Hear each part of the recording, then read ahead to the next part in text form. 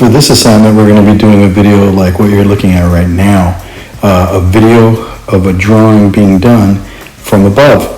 And the nice thing is you get to decide what you draw, but the main thing is that the video needs to look like this one, where we see your drawing as you draw it from above.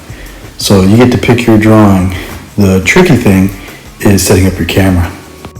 So here's one method I called the bridge method, where I make a bridge over my drawing with my camera above the drawing.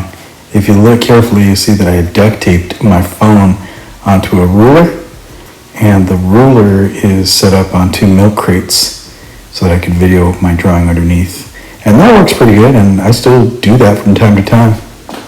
So you're going to have to experiment and try and see what works good for you.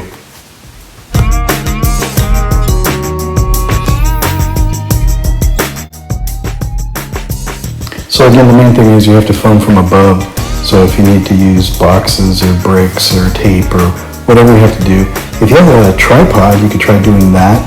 And one idea that I really like, I've had a student that one time just had his mom hold the phone above his drawing while he drew, and she filmed it. But the main thing is get a good video that looks like this.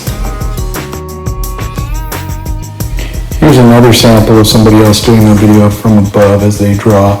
They're doing Mickey Mouse.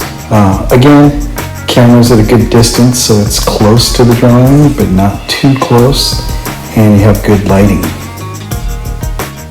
Here's a drawing I did of myself showing how to draw a shoe, and I set up my camera above.